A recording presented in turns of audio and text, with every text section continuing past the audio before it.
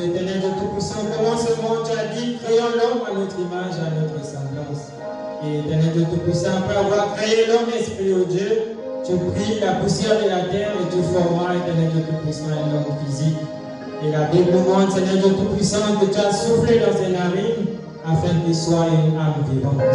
Et nous sommes encore une fois de plus dans la joie ce matin, oh Dieu, parce que tu nous as renouvelé encore une fois de plus ce souffle de vie. Et c'est pourquoi, Seigneur de Tout-Puissant, nous sommes venus pour glorifier ton Seigneur. Oh Dieu, nous nous reconnaissons, Éternel de Tout-Puissant, comme étant des pécheurs, mais nous croyons que c'est toi qui es l'agneau de Dieu immolé dès avant la fondation du monde. Et tu as donné ta propre vie parce que tu étais capable de la reprendre, afin, Seigneur de Tout-Puissant, que nous soyons sauvés. C'est pourquoi béni sois-tu ce matin encore une fois de plus, et assiste-nous, toi qui vis et qui règnes de cette siècle. Elle a prééminence, Seigneur Jésus, sur toutes les choses, et que toi, qui es le roi des rois, tu puisses nous assister. N'oublie pas chaque réunion qui se tient en ce moment sur la surface de la terre, alors que Seigneur de Tout-Puissant, tu as dit, souviens-toi du jour du sabbat pour le glorifier.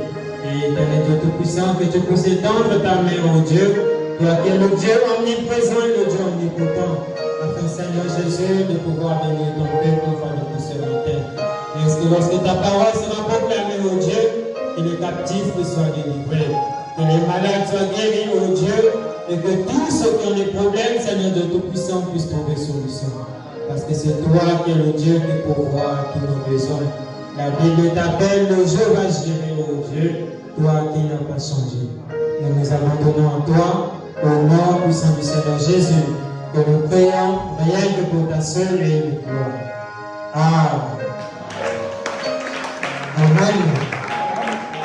Alors, pendant que nous sommes debout, nous prenons rapidement nos Bibles dans le livre de la Genèse. Nous allons lire le livre de Genèse, Genèse 2. Genèse chapitre 2, nous prenons à partir du 15e verset. Et nous allons nous arrêter au 17e. La Bible dit: L'Éternel Dieu prit l'homme et le plaça dans le jardin d'Éden pour le cultiver et pour le garder.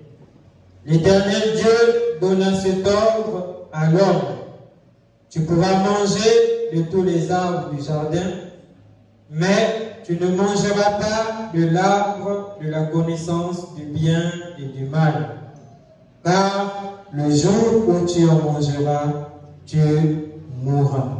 Amen. Alors, vous pouvez vous asseoir. Que Dieu bénisse sa parole une fois de plus.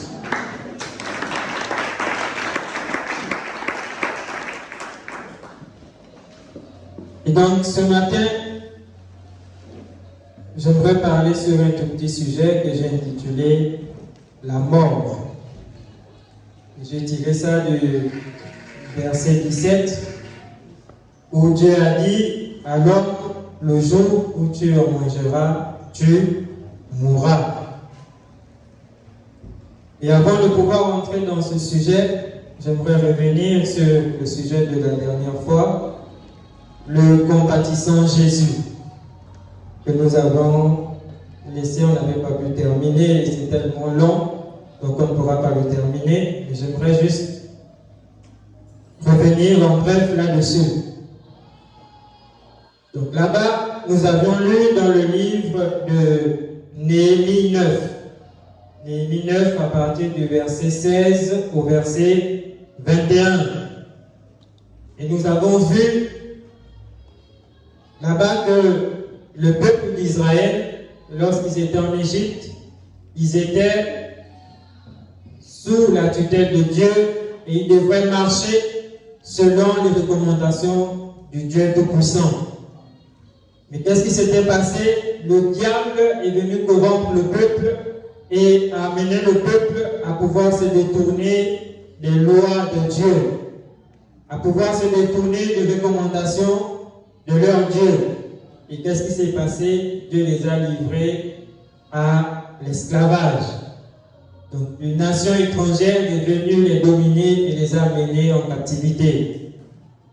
Et nous voyons là-bas que la captivité était pendant un certain temps, et pendant cette durée, le peuple d'Israël et le peuple de Dieu étaient soumis à une dure servitude.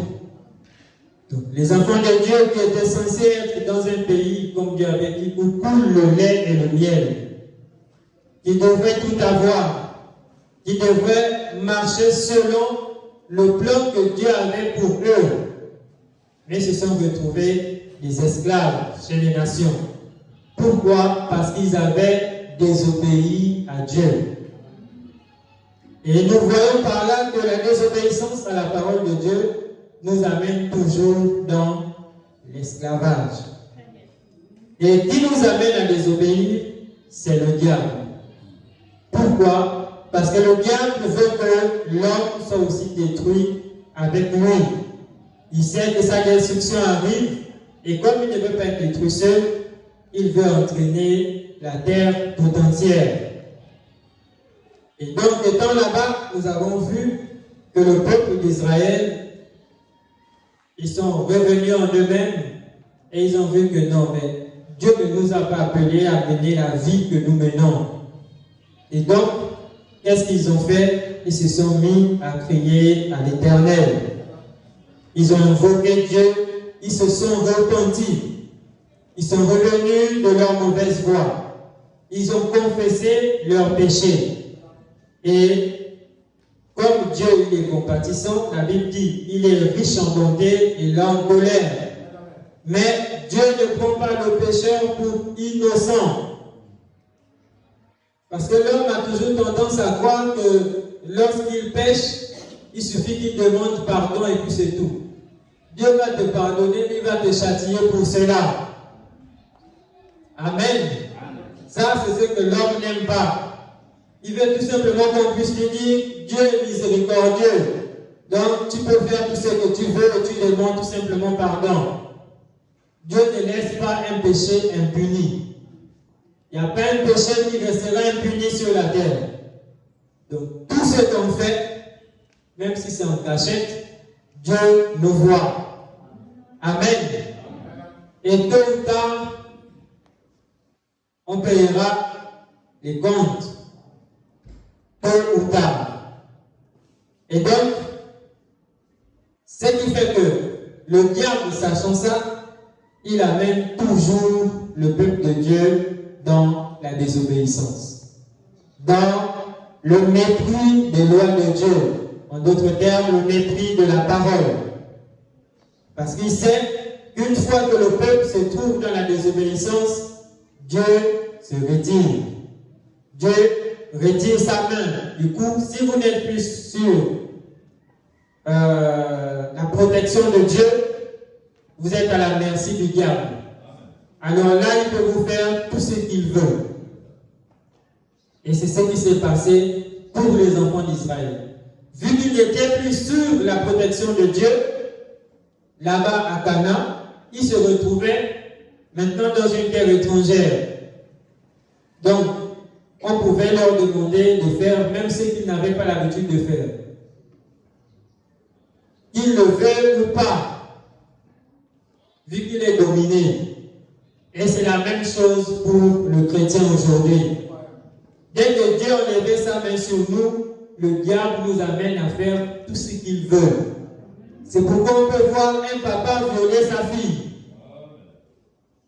Parce qu'un homme qui est habité par un bon sens ne peut pas le faire.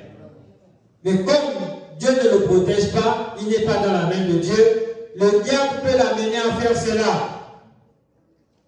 Pourquoi? Parce que rien ne le protège. Et nous avons vu que lorsque nous venons au monde, le diable fait quoi? Il nous amène dans une vie de misère. Parce qu'il sait que Dieu n'a pas créé l'homme pour souffrir. Et l'homme n'aime pas la souffrance.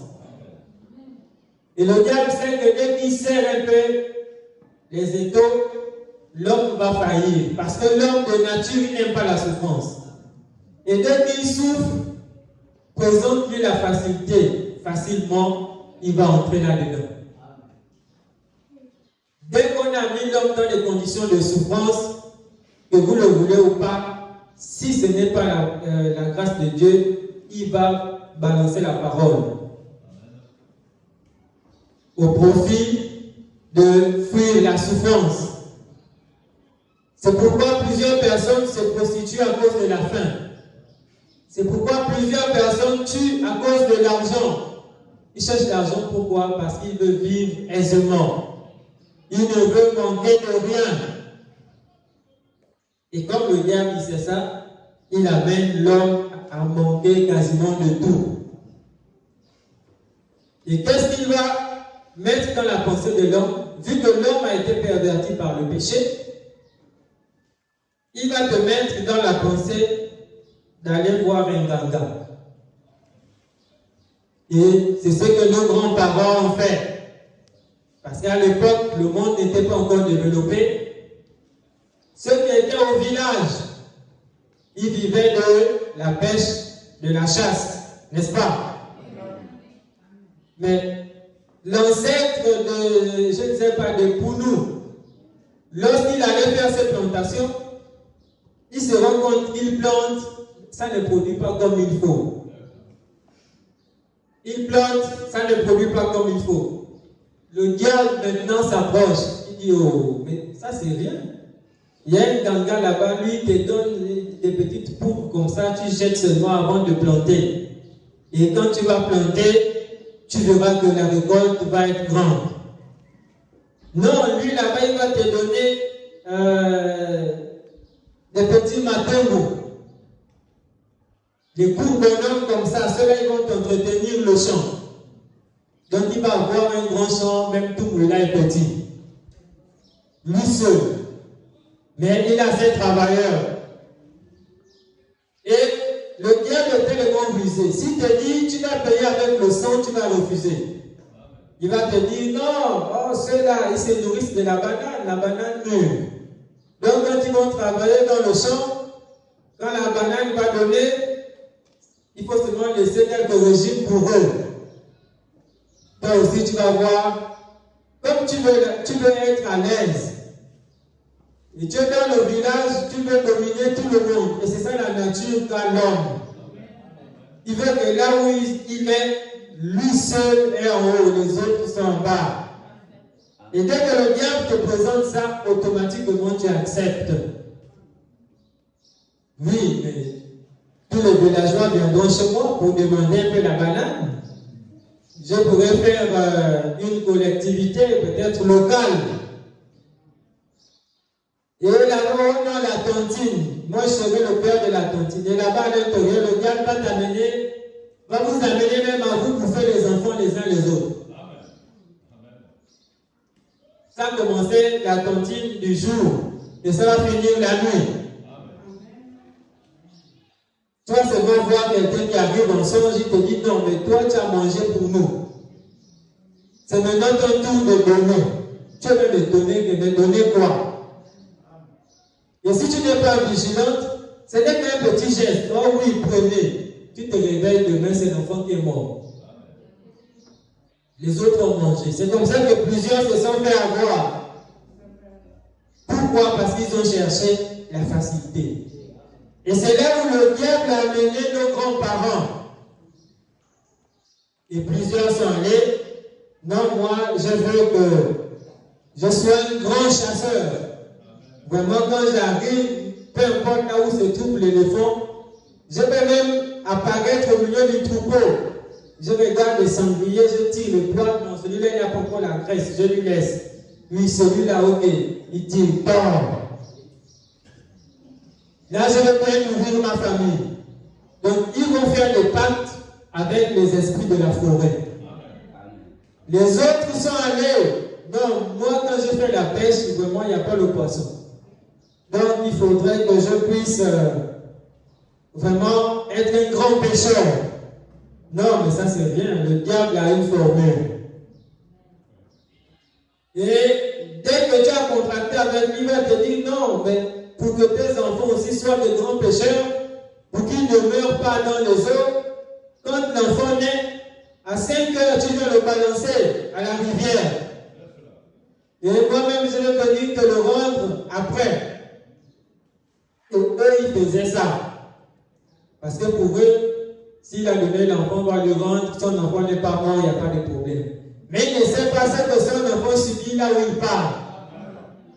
Ça là, le diable ne montrait pas ça. Et après, il a dit, lorsque vous allez évoluer, il faudrait que vous puissiez respecter ça, parce que lui aussi il a sa parole, que vous devez respecter. Comme je vous ai donné la capacité de faire la pêche vraiment à grande échelle, lorsque vous pêchez un poisson, ne le mangez pas. Donc, toute la famille, le poisson là, on ne mange pas ça. Mais pourquoi vous ne mangez pas ça? Parce que ce poisson est devenu votre frère. Ce poisson est devenu votre ancêtre. Et c'est ça qu'on appelle le totem de la famille. Mais ça, eux, ils ne savaient pas ce qu'ils devaient avoir de progéniture des rebelles. Que ceux-là, quand ils vont dire, le poisson ne mange pas ça pour pouvoir donner, il prend, il a mangé. Et vu que c'est un interdit qu'il a franchi, le diable aussi frappe. Donc dans la famille, les gens ne mettent plus le monde. Pourquoi? Parce que vous avez bravé les interdits du diable. Mais Dieu n'est pas là pour vous protéger. Donc il n'y a que le diable qui fait tout ce qu'il veut sur vous. Allez, il va dire, bon, comme vous avez désobéi, je bloque encore les enfants. Quand dans la famille, la première génération n'accouche pas, deuxième n'accouche pas, troisième n'accouche pas, quatrième, bon, vous pouvez faire 2 enfants et je bloque le ventre, c'est tout. Après le reste là, plus les enfants, vous attendez encore. Et comme il sait que la femme, Dieu l'a créée avec la maternité, elle aime les enfants, elle va chercher les enfants. Et donc, il devrait se présenter, oh, mais ça c'est rien. J'ai mon pasteur là-bas, tu paries, il te donne seulement un bonbon, tu suces, c'est fini, tu auras l'enfant. Les autres même, ils sont partis, on les a fait avaler les soulures. Pourquoi? Parce que le soulure a des œufs. Et donc, tu seras vraiment féconde. Et toi, quand tu vas partir, tu avales un soulure vivant. Même toi-même, tu ne te poses pas des questions que non, mais avant de manger, même le poisson, on doit l'avoir le tuer, préparé. Même me faire avaler un soulure vivant comme ça, là, moi je suis qui? Tu ne te poses pas cette question. Et c'est ce que nos parents ont fait. Et pour lui, quand il est arrivé, c'était qu'il voulait l'enfant. Il ne savait pas que ça devait être une source de malheur. Ce qui fait que lorsque la femme maintenant arrive, qu'elle soit en période ou pas, quand elle n'est pas avec un homme, c'est l'enfant. Elle se retrouve avec 40, 50, ça devient la misère. Elle ne parvient plus à nourrir les enfants. Les enfants deviennent des brigands. Les enfants deviennent des bandits. Il paraît qu'elle était allée chercher à avoir la solution pour avoir l'enfant. Mais ça ne fait que l'empirer. Parce que le diable, lui, c'est ce qu'il veut. Réduire l'homme à une dure servitude. Au point où tout le monde se moque de vous. S'il fallait même que même le chien qui passe se moque de toi, il doit se moquer de toi. Ça, c'est ce que le diable veut. Et ce qui est curieux, tous ceux qui ont commencé à faire ça, ils sont morts, les autres sont arrivés, ils essayaient de respecter, ils sont partis. On s'est retrouvé avec la génération des rebelles. Rebelles à Dieu, rebelles au diable. Donc, ils sont rebelles à Dieu, Dieu n'est pas là pour les protéger. Rebelles au diable est mal-même. Donc, les plus misérables de la terre, ils se retrouvent où tous ceux son salaire, ça part dans la regard. Donc, il n'arrive même pas à la maison. Quand il a pris, c'est comme aujourd'hui, là, il y a le WhatsApp où on t'envoie la photo en vue unique. Dès que tu as vu, c'est fini, ça c'est facile, tu ne peux plus voir. Son salaire aussi, c'est comme ça. Dès qu'il a vu ça à la banque, c'est fini. Il s'est arrêté au bar quelque part, tout est terminé. Il arrive à la maison, les enfants souffrent. Et quand le diable voit ça, il est content. Parce qu'il sait que dans la souffrance là, vous allez encore chercher d'autres voies pour chercher à être à l'aise. Il va vous présenter encore plusieurs voies. Voici ici à la loge, voici ici à ceci. Donc, toutes les voies perdues. Pour bien vous attacher. Parce qu'il ne viendra pas vous dire non, la solution est invoquer seulement Dieu. Non, ça il ne fera pas. Et plusieurs aujourd'hui souffrent. Beaucoup ne parviennent pas à croire même facilement à la parole à cause de ces choses-là. Parce que le diable est devenu leur enseignant particulier. Ou même dans le sommeil, il vient, il t'enseigne. Il te montre comment sortir un vampire. Il te montre comment faire telle ou telle chose. Et ce qui est curieux, c'est que les villages se sont vidés. Ils ont dit non, au village là il y a trop de vampires. Ils ne savaient pas que le vampire était en eux déjà. Parce que quand les ancêtres étaient partis, ils avaient donné certains un peu de leur sang. Il y a les autres, quand ils arrivent même, on va couper tous les enfants les ongles, on va les couper un peu les cheveux, on va attacher dans un petit pagne et on va mettre ça je ne sais pas où, on jette dans l'eau, etc. C'est la protection.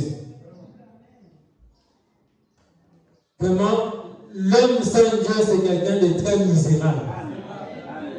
L'homme que Dieu a créé au-dessus de toutes choses, il se retrouve à aller chercher la tortue pour protection.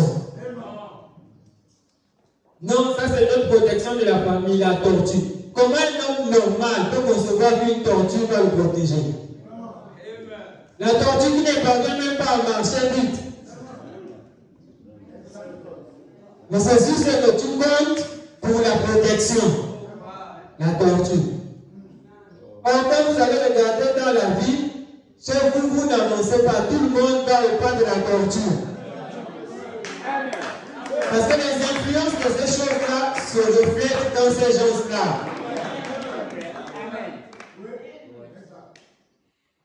Et c'est là où le diable est en train de garder les gens. Non,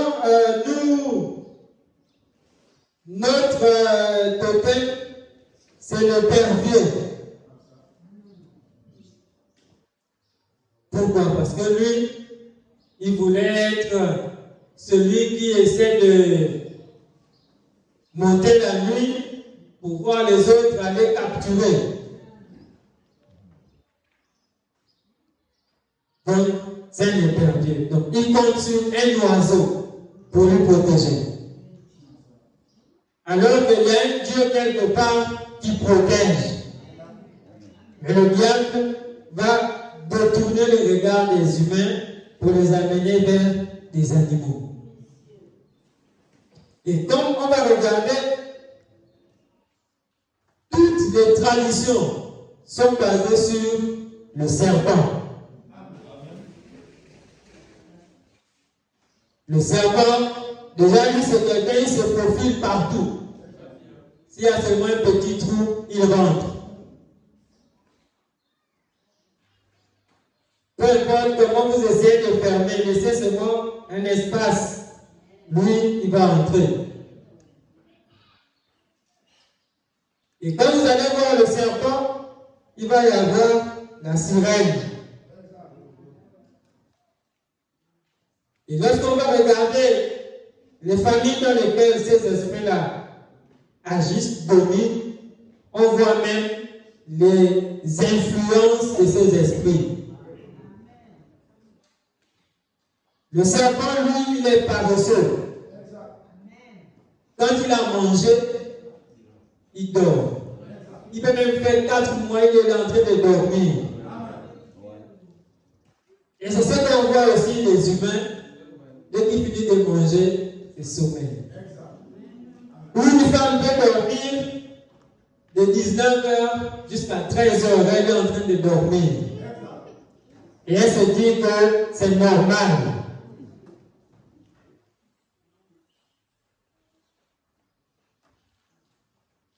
Le serpent, qui a déjà vu 3 serpents ou 2 serpents en train de marcher ensemble, il se balade. Il est toujours seul, dans son coin. En d'autres termes, c'est quelqu'un qui regarde les autres de loin. Lui n'aime pas la communion. Non, ceux-là, ce sont des Congolais. Moi, je ne suis pas Congolais. Lui, il vit seul. On ne touche pas ces choses. Parce que le serpent, dès que tu lui touches un peu, il te regarde déjà une fois. Touche encore 2 fois. Dès que tu vas encore, allez, il t'a damné son père. Et c'est ça qui fait que lorsqu'on se retrouve dans l'église, on est censé être là pour communier. Et communier, c'est se parler, se fréquenter. Mais cette nature-là va avoir le dessus sur les gens. Ce qui fait même que quand on parle un peu de tes choses, parce que eux là-bas, c'est leurs choses. Ah non, ceux-là, ils parlent trop des choses des gens. Moi, je ne parle plus là-bas.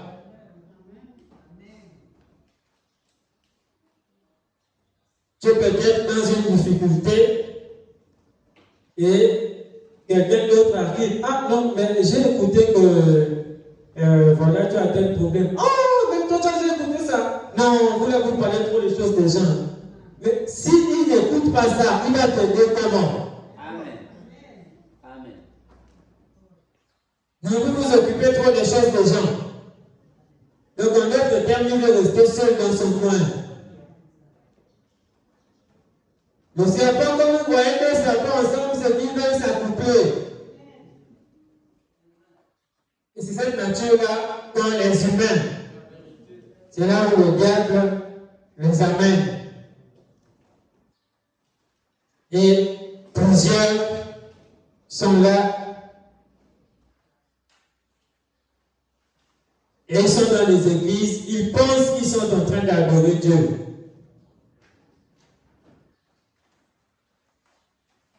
Parce que même quand il va venir dans l'église, le diable ne va pas lui laisser déjà aller même dans une église où il y a l'esprit.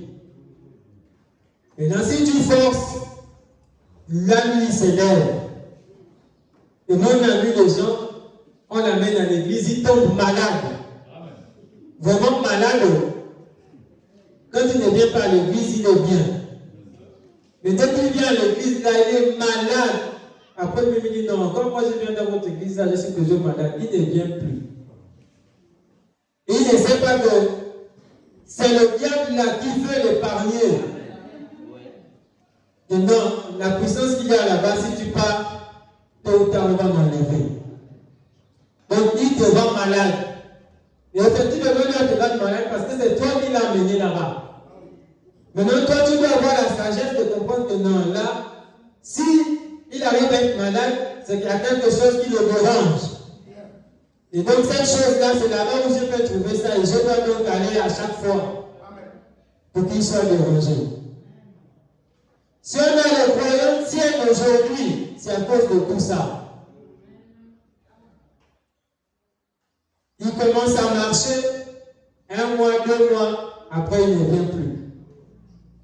Il revient encore 3 mois, 4 mois, après il ne vient plus. Alors que le croyant, tout comme Un arbre, tout comme une plante, est censé grandir. Mais toi, tu grandis comment? C'est quoi ton christianisme? Et partout, si on parcourt toutes les églises, même ce matin, on va quand même écouter qu'ils sont en train de parler que la fin des temps est là. Ça, au moins, tout le monde le sait. Que nous sommes à la fin et Dieu est en train d'arriver pour prendre son peuple. Mais pourtant, tout le monde n'a pas ce souci de se préparer. Pourquoi? Parce que le diable tient les gens captifs. Plusieurs personnes ont des maladies et finalement, la science est venue appeler ça maladie héréditaire. Et c'est tout simplement les chicottes du diable. Parce que lui, le diable, il est capable de donner quelque chose qu'il ne peut pas enlever. Il ne peut pas. C'est pourquoi même quand on m'a donné l'officier nocturne, je passe sur le ganga. Le ganga ne va pas enlever ça, c'est faux. Il peut peut-être calmer en amenant un autre esprit qui est plus puissant que l'esprit qui est là pour essayer de calmer ça un temps. Parce qu'il ne peut pas enlever. Donc c'est comme une poubelle qu'on ajoute encore les ordures. On ne fait qu'ajouter, ajouter dans le lieu, on ne fait qu'ajouter. La seule personne qui est capable d'enlever, c'est Dieu. Et Dieu vient enlever ça pourquoi? Parce qu'il compatit pour nous. Il voit que la position dans laquelle nous sommes, ce n'est pas ce que lui il veut. Et donc alors, il vient à notre secours. Mais on a une autre conception de Dieu. On se dit que Dieu c'est un barbare. Il va venir, il casse les portes. Oh, Satan, laisse les enfants, donne, et puis il part. Non. Dieu lui vient. Il te montre ton état. Il te dit, voici l'état dans lequel tu te trouves. Et étant dans cet état, moi je n'étais pas créé pour que tu sois comme ça. Voici ce que moi j'ai comme plan pour toi. Voici. Mais maintenant le diable t'a tenu captif là-bas. Et donc toi pour sortir, il faudrait que tu rejettes le diable. Tu dois remettre, si tu as donné des choses que tu es conscient, tu dois lui rendre ces choses et tu sors. Parce que la Bible nous montre l'exemple dans la loi de Léviras. Celui qui était pauvre, qui n'avait plus de quoi subvenir à ses besoins de sa famille, pouvait se vendre comme étant un esclave. Et là-bas, il y avait une durée déterminée. Et lorsque la durée était arrivée à la fin, le sacrificateur devait sonner de la trompette. La Bible nous dit que même si tu étais en train de tourner le foufou pour ton maître, dès que tu écoutes le son de la trompette, tu es libre, tu abandonnes, tu pars. Il ne pouvait pas te poursuivre. Mais curieusement, si vous regardez bien la Bible, dit, il y avait des personnes qui s'étaient déjà habituées. Parce que pour lui, vous voyez que non, moi, mon créancier là, il me traite bien, mon maître me traite bien. Mais alors que c'est un esclave. Un esclave ne peut pas être bien traité. Parce que tu ne fais pas ce que tu veux. Du moins chez le diable. Lui disait non, moi vraiment ici là je suis bien, donc je préfère rester. Donc il ignore le son de la trompette. Et donc, qu'est-ce qui se faisait? On devrait alors le prendre pour dire que bon, lui là, il a décidé d'être un esclave à vie. On l'a amené à la place publique et on devrait le percer l'oreille. Et lorsqu'on le perçait l'oreille, pour lui, comme il voyait que ce trou-là, vraiment, ça ne servait à rien, il voulait donc faire autre chose, il a pris l'anneau, il a mis. C'est là où l'origine des boucles d'oreilles est venue. C'est pourquoi nous, les chrétiens, nous ne portons pas ça. Parce que l'origine était mauvaise. Ça montrait que moi, j'ai décidé d'être esclave à vie, c'est pourquoi on m'a percé l'oreille. Donc, partout là où on le voit, on sait que ça, c'est un esclave à vie. Il ne pourra plus jamais être libre. En d'autres termes, il s'est vendu. Et aujourd'hui, plusieurs font la même chose. Parce que la trompette dans la Bible, c'est la parole de Dieu. C'est l'évangile. Et donc, le diable a gardé les humains en esclavage pendant un temps. Et Dieu a envoyé sa parole. Et plusieurs ont écouté cette parole, disant qu'ils sont dans l'état d'esclavage. Et c'est le temps de sortir. Parce que Christ a payé le prix au calvaire pour qu'ils soient libres. Et lui dit non. Moi, le diable me nourrit déjà bien avec le regard. Si je pars encore à Christ, je n'aurai plus ma regard. Donc moi, je préfère rester là. Il fuit la parole de Dieu. Donc il accepte d'être un esclave à vie. Il accepte de dépendre de la regard. Ce qui est curieux, on prend un exemple simple. On prend un individu, on lui donne 2 bouteilles de Honza, fini. Il ne pourra pas. Mais donnez-lui 2 casiers de bière, il pourra. Tout ça, ça part où? Posez-vous un peu la question. 2 casiers de bière, il finit. 3 casiers de bière, il finit. 2 bouteilles de Honza, il n'arrive pas. Il y a d'autres. Les morts vivent aujourd'hui dans les gens. On verra ça. Et donc, l'ancêtre qui était habitué à boire son vin rouge, lui, il arrive, vous voyez, un jeune. Lui, son vin qu'il boit, c'est que le vin rouge. Il va devenir 32 briques. Ce sont les ancêtres qui boivent en lui. Mais lui, il se dit qu'il est normal. Alors qu'il n'est pas normal. On aura le temps de voir ça. Ce sont les esprits qui habitent en lui. Et ces esprits-là vont amener une soif. Si lui a soif de la cigarette, s'il doit fumer 20 bâtons, toi tu vas fumer les 20 bâtons là, que tu le veuilles ou pas. Peu importe comment on va dire, la cigarette tue. Ça, c'est pas ton problème. Lui va même encore te dire, même si tu ne fumes pas, tu vas mourir. Que tu le veuilles ou pas, tu vas fumer. Jusqu'à ce que lui soit satisfait.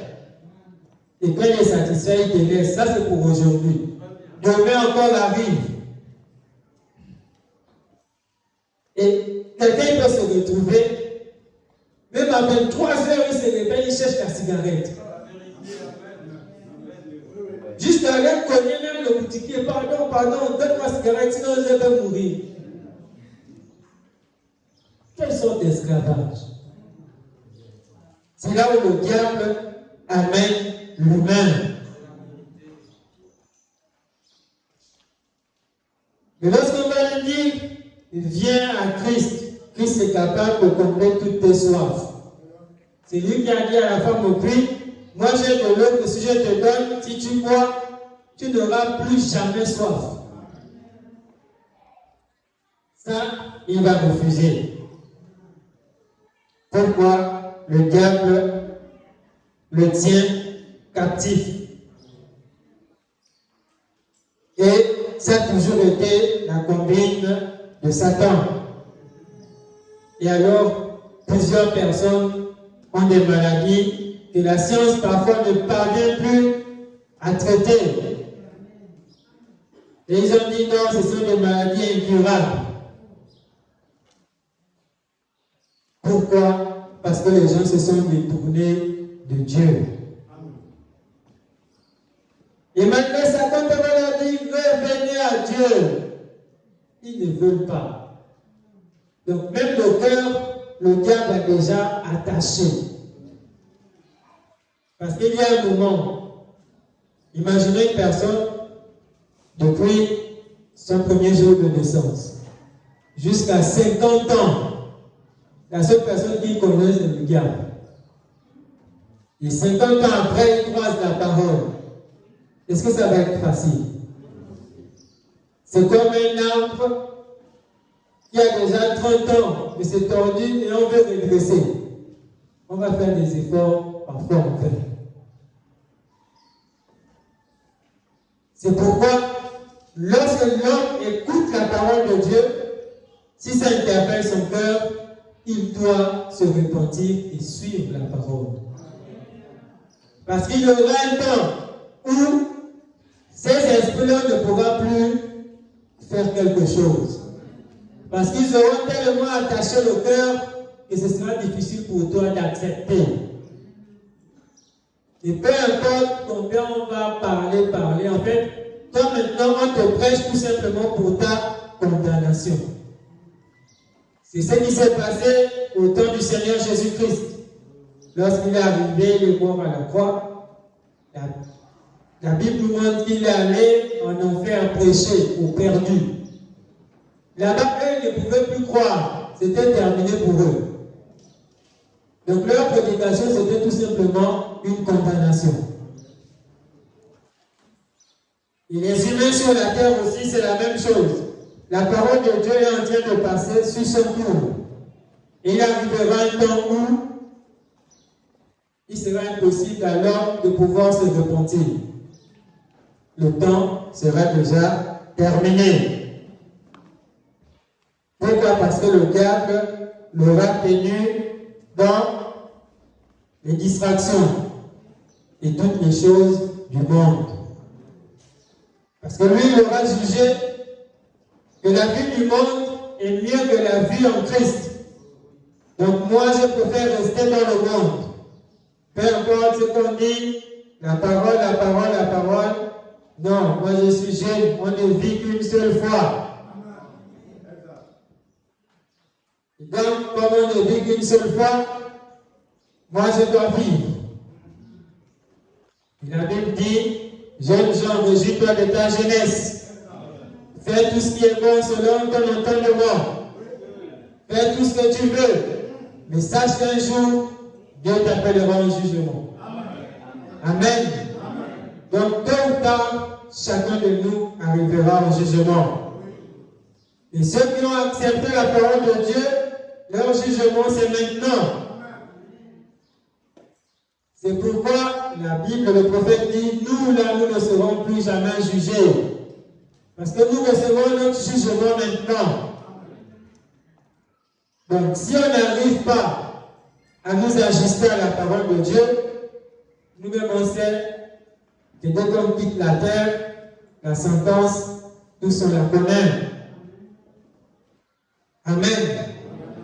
Et donc, si nous venons dans notre sujet du jour, nous voulons parler de la mort.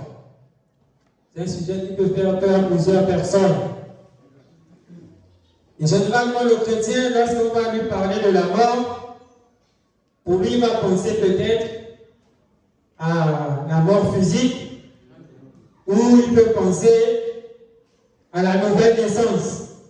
Parce qu'on dit, la nouvelle naissance, c'est la mort en soi-même. Amen. Mais nous, aujourd'hui, nous ne voulons pas parler de la mort dans ce sens-là.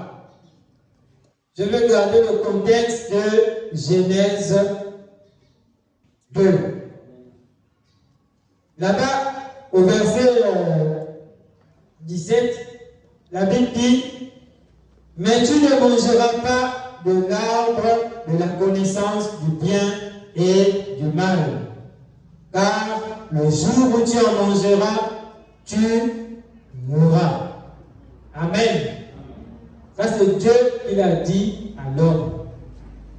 Après l'avoir placé dans le jardin d'Éden, il a dit, voici ce que tu peux faire, voici ce que tu peux, mais ça là, ne touche pas. Parce que si tu touches, tu vas mourir. Amen. Et si nous lisons un peu plus en bas, jusqu'à dans Genèse 3, nous verrons qu'ils sont quand même allés toucher à l'interdit. Et dès qu'ils ont mangé l'arbre de la connaissance du bien et du mal, ils ne sont pas morts. Ils étaient toujours là dans le jardin. N'est-ce pas? Et La Bible nous montre, si vous regardez dans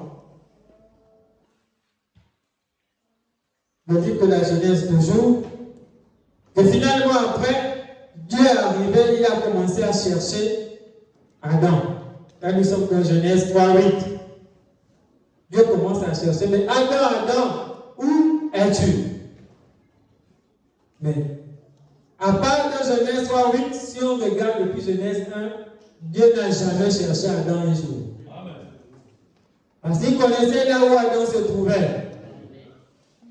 Et même quand il est venu chercher Adam, Dieu savait où était Adam, parce qu'il est omnipotent et omniscient.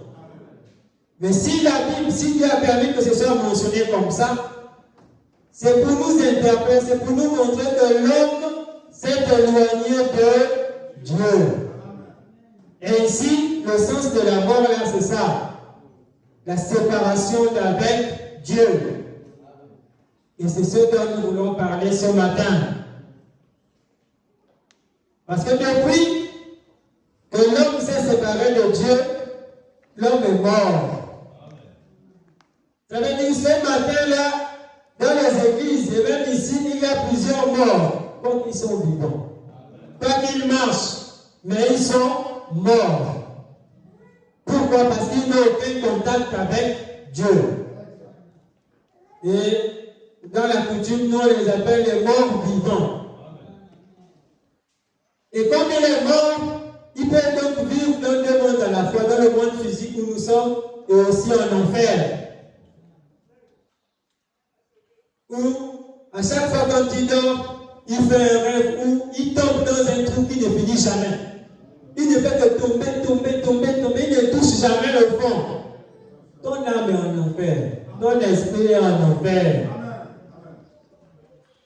Donc le songe là, déjà, Dieu t'interpelle que là, tu es dans une mauvaise condition. Il faut donc chercher la vie. Parce que tu es mort. Et si le corps physique aussi cède, donc ton âme reste directement là-bas.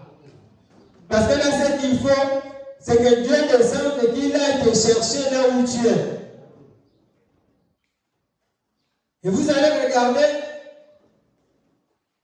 ceux qui sont morts, leurs songes, leurs rêves tournent autour de quelque chose. Tu es toujours là en train de rêver les ancêtres. Oh, tonton qui est mort depuis. Oh, je rêvais le grand-père un tel. La Bible dit qu'il n'y a pas de contact entre les morts et les vivants. Il n'y a pas de rapport. Mais il est mort depuis. Il ne connaissait pas Dieu. Donc son endroit là où il est parti, c'est dans le séjour des morts. Mais si toi tu le vois, c'est que ton âme, ton esprit aussi se trouve là-bas. C'est pourquoi vous pouvez avoir communion entre vous. Parce que tu es mort. Bien que tu es là vivant sur la terre, mais tu es mort. Et ce qui est curieux, c'est qu'aujourd'hui, même il y a des pasteurs morts qui sont en train de prêcher aux morts. Donc les églises sont devenues des morts. C'est pourquoi les chrétiens sont froids, tièdes, parce que le mort n'a pas la vie. Et si vous regardez comme l'esprit de l'homme de la mort se manifeste dans quelqu'un, toucher seulement le pied, c'est froid, c'est glacé. Parce que la mort, c'est la tiédeur. C'est le froid. C'est pourquoi dès que tu es mort, on te met dans les glaçons. Et quand on va arriver dans l'église, de la chair au dernier mort, c'est que des morts. Et ça donne une église tiède, une mort, où Dieu n'a pas sa place. Parce que tout le monde est séparé de Dieu. Dans la prédication, la résurrection de Lazare, prêché le 29 juillet 1951, au paragraphe 2, le prophète dit: les chrétiens ne meurent pas. Il n'y a aucun passage des Écritures dans la Bible qui soutient que les chrétiens meurent. Une personne qui vit dans les plaisirs est morte. Donc, si toi tu vis dans les plaisirs du monde, toi tu es mort. Si tu aimes le monde plus que Dieu, c'est parce que tu es mort. C'est la manifestation de la mort. Mais quand même, on te voit, un mort en train de marcher sur la route, là, il est en veste. Il marche. Il a son pantalon. Il a son jean déchiré. C'est un mort.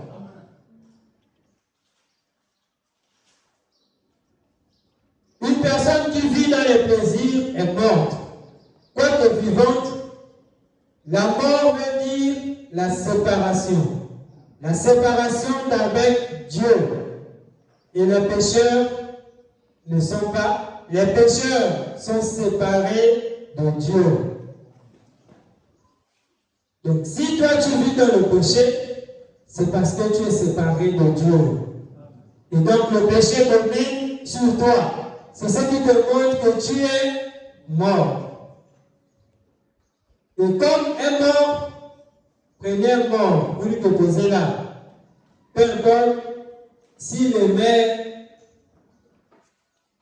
la régabe, agiter une bouteille de régabe qui transpire devant lui sur un grand soleil, il ne va même pas bouger un peu.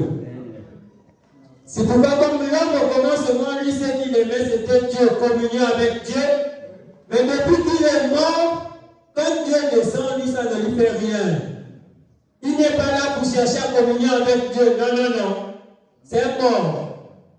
Comment un mort va-t-il avoir communion avec Dieu qui vit?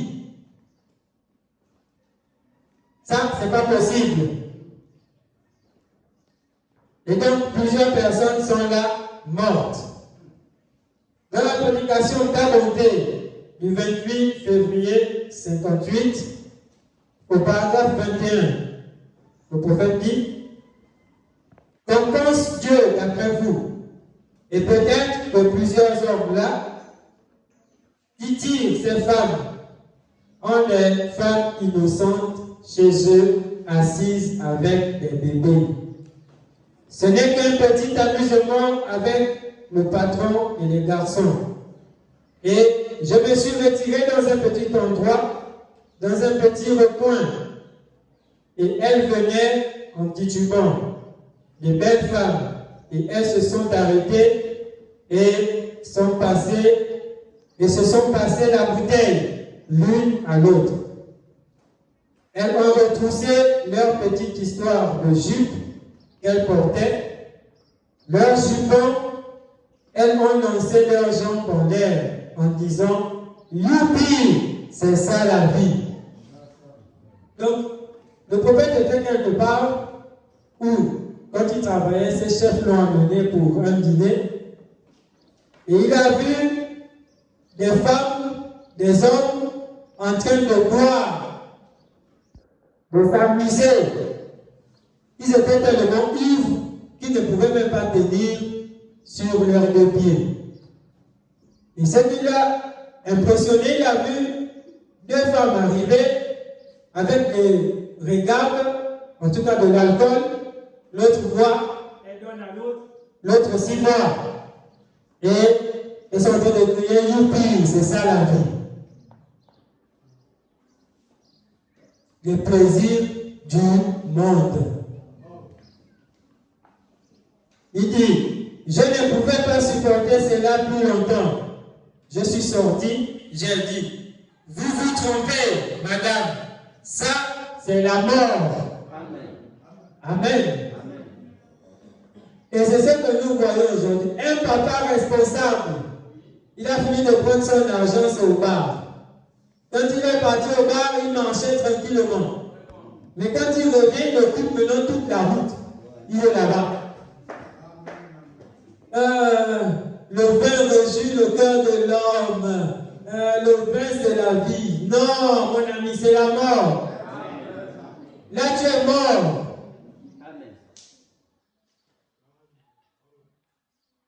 Tu es mort.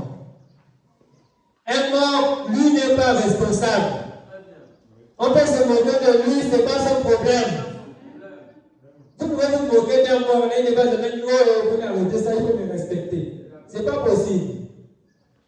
Et donc, quand le diable va t'amener dans son vin,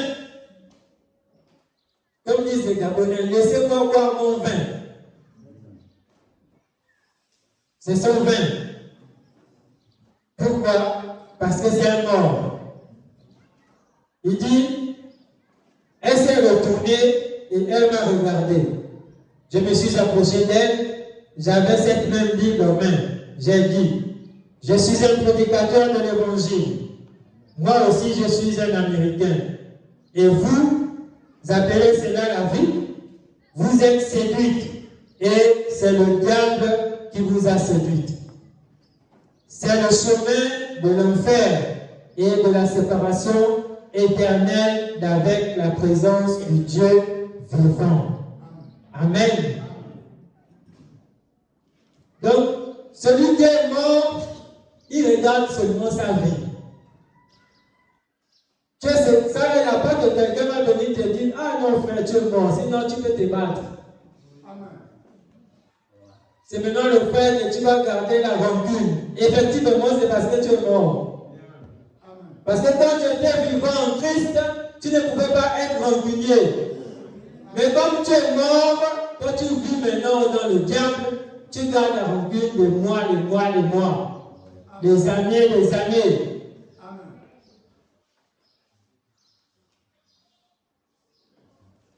Des caractéristiques de la mort. Et donc, plusieurs personnes sont là sur la surface de la terre. C'est que des morts, des morts, des morts, des morts. Et ils vont marcher, ils vont se retrouver entre les morts. C'est la communion. Il faut se partager la mort. Donc même le petit coup de cigarette, tu tires un peu, tu donnes à l'autre. Vive la mort. Amen. Or, le chrétien est censé être plein de vie. Le chrétien est censé être prenant.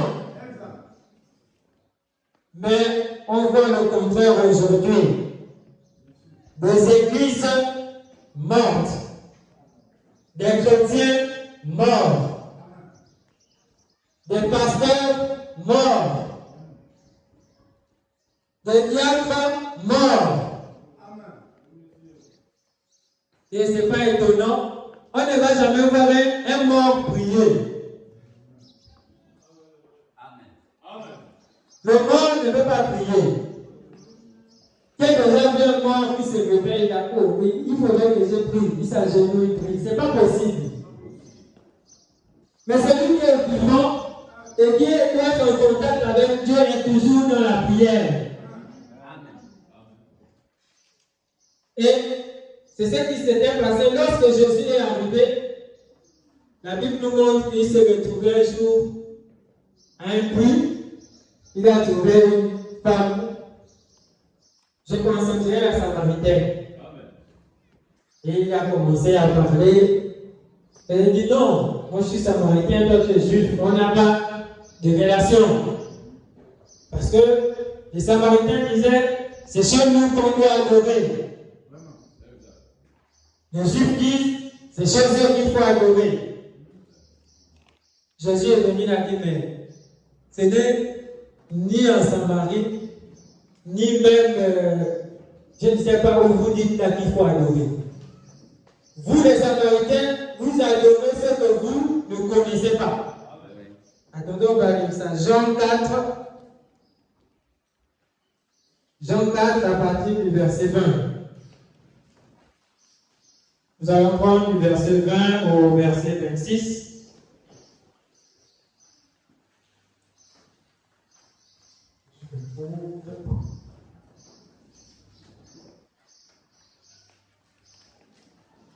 D'accord.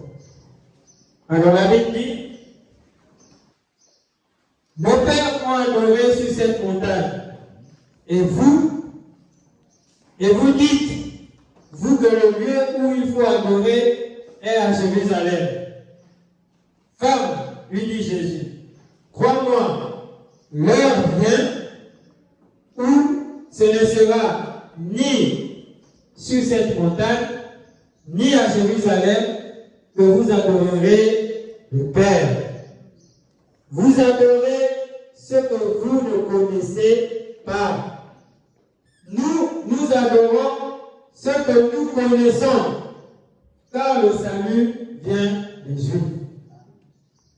Et ici, la Samaritaine se revendiquait l'adoration. Pourquoi? Effectivement, parce que lorsque Dieu a parlé à Moïse, il a dit à Moïse, lorsque tu feras sortir ce peuple d'Égypte, vous viendrez adorer sur cette montagne.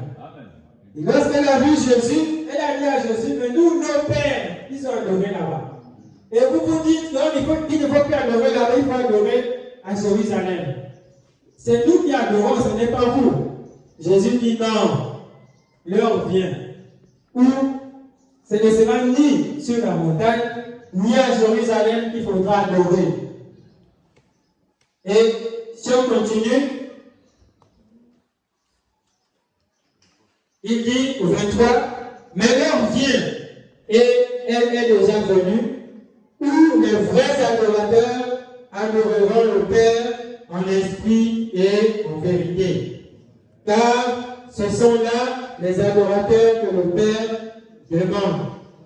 Dieu est esprit, et il faut que ceux qui l'adorent en esprit et en vérité. La femme lui dit, je sais que le Messie va venir, celui qu'on appelle Christ. Quand il sera venu, il nous annoncera toutes ces choses. Jésus lui dit, je le suis, moi qui te parle. Lorsqu'on regarde au verset 22, il dit, vous adorez ce que vous ne connaissez pas. Et effectivement, elle ne savait pas qui ils adoraient. Mais quand Jésus est arrivé, il dit, l'heure vient et l'heure est déjà venue. Quand on regarde, il y a deux choses. Il y a l'heure qui vient et il y a l'heure qui est déjà venue. Bon. Si on regarde, Jésus a dit, nous adorons ce que nous connaissons. Parce que lui-même, il était le type du véritable adorateur. Lorsqu'on regarde dans Jean, après avoir reçu le baptême, lorsque l'Esprit de Dieu est descendu sous la forme de la colombe, qu'est-ce que Jésus a fait? Il est allé dans le désert pour prier. En d'autres termes, la véritable adoration, c'est lorsqu'on reçoit le baptême du Saint-Esprit. C'est ce que Jésus voulait nous montrer.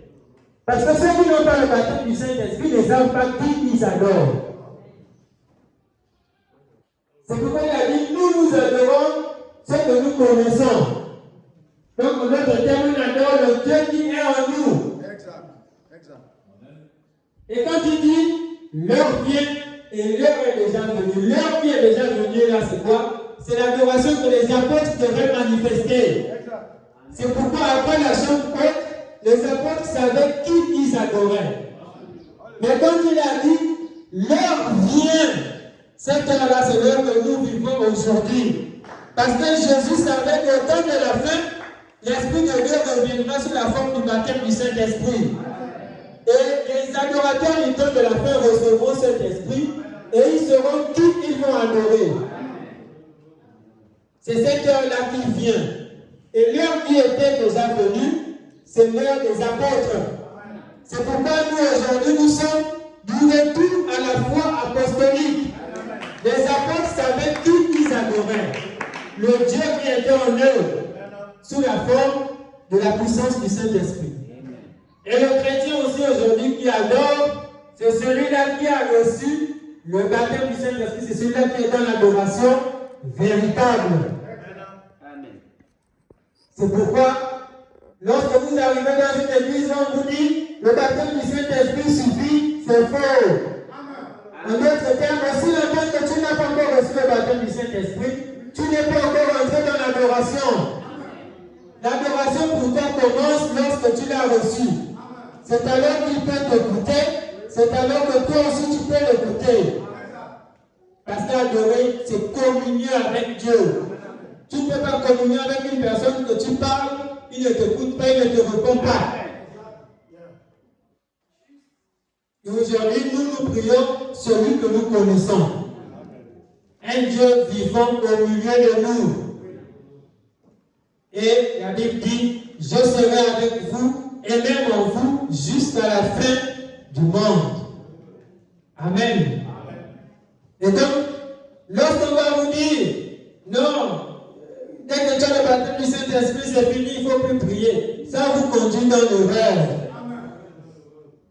Sinon, Jésus lui-même, déjà, lui ne devrait même pas prier, il devrait prier pourquoi? Mais s'il a prié, c'était pour nous montrer l'exemple que celui qui reçoit l'Esprit de Dieu sous la forme du baptême, ce qu'il doit faire, c'est ensuite aller dans la prière. Et lorsque tu vas aller dans la prière, ça mettra cet esprit en action. Ça mettra cette puissance en action. Or, si les églises sont froides, si les chrétiens aujourd'hui continuent à être des morts, c'est parce qu'ils ne reçoivent pas le baptême du Saint-Esprit. Et plusieurs parfois l'ont reçu, mais ne savent pas comment entrer dans le travail. Et ils pensent que le baptême du Saint-Esprit seul, ça suffit. Nous allons voir ce que le prophète dit à ce sujet.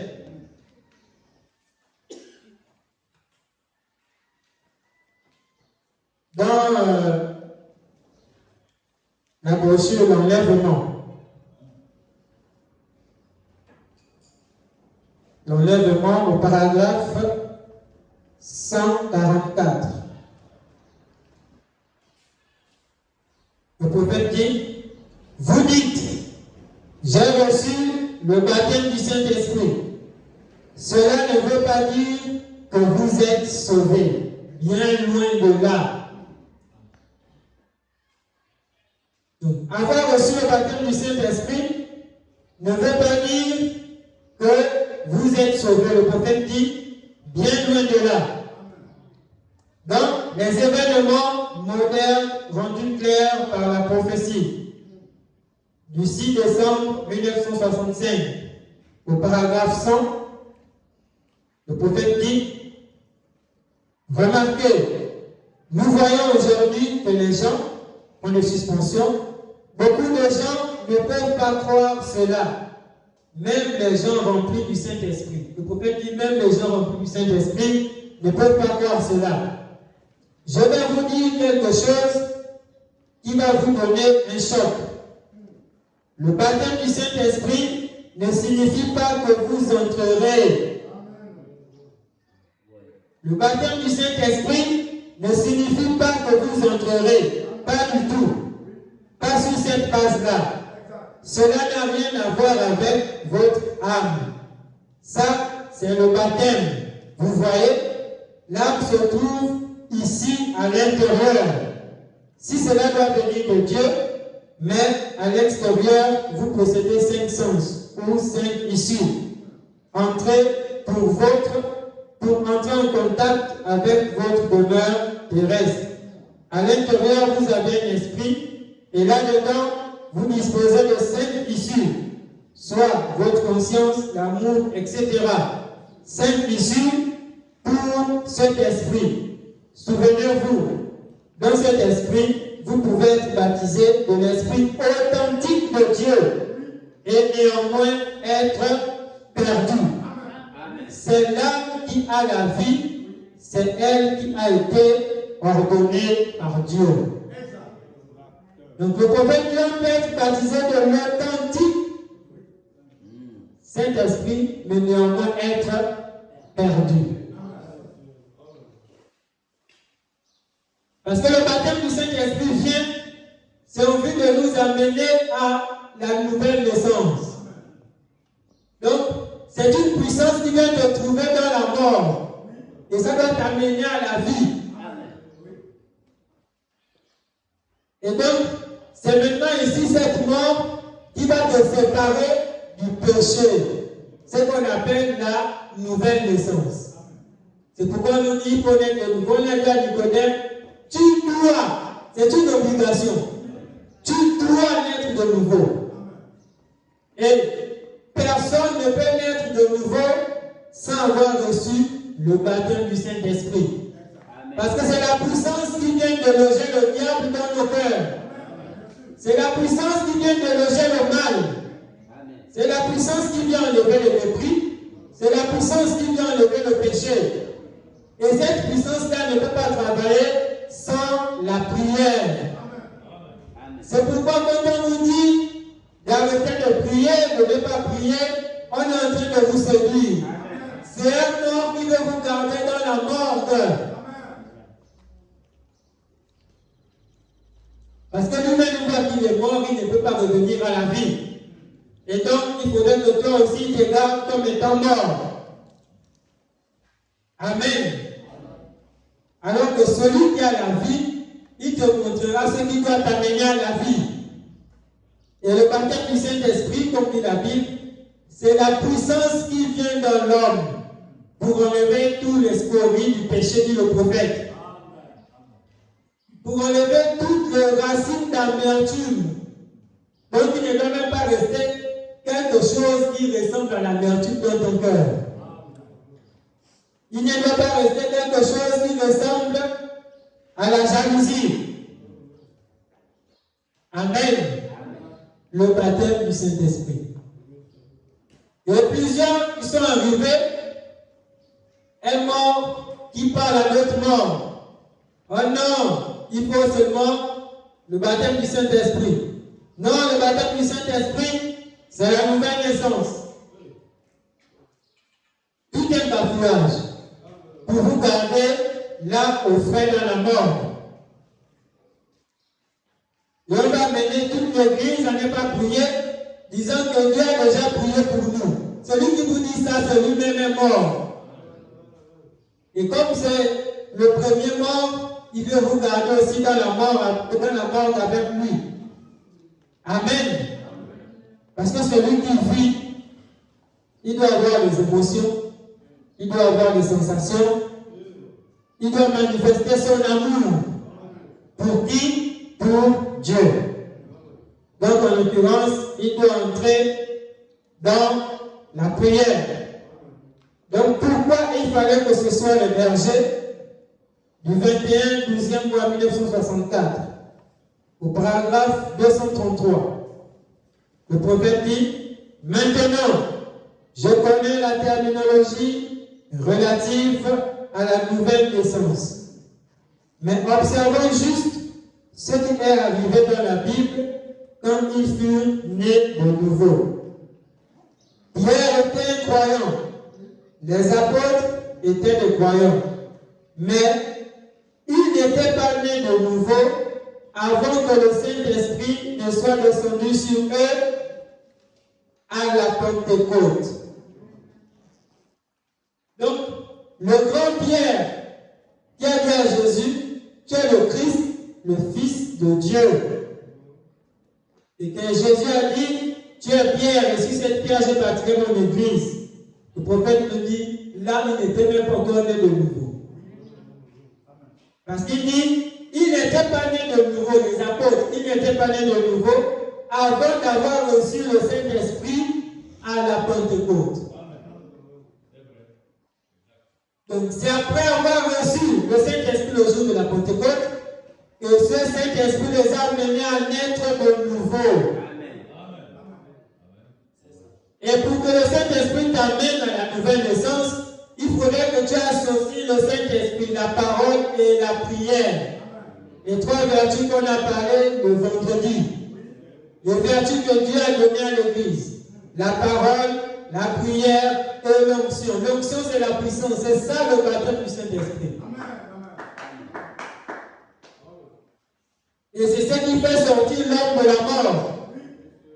C'est ce qui amène l'homme à la vie. Parce que sans cela, tu vas demeurer un mort. Et on va te conduire toute ta vie dans l'église jusqu'à ce que tu vas mourir et être séparé éternellement avec Dieu. Parce que là où tu étais, un aveugle ne peut pas conduire un autre aveugle. Et donc, il n'a pas su t'amener à la vie. Ce qui va nous amener à la vie, c'est la puissance du Saint-Esprit. La Bible dit, vous recevrez une puissance. Donc, c'est la puissance qui est différente de l'Esprit. C'est l'Esprit qui descend et qui vous baptise d'une puissance. Et cette puissance-là vous permet de combattre le mal. Cette puissance-là vous permet de combattre le péché.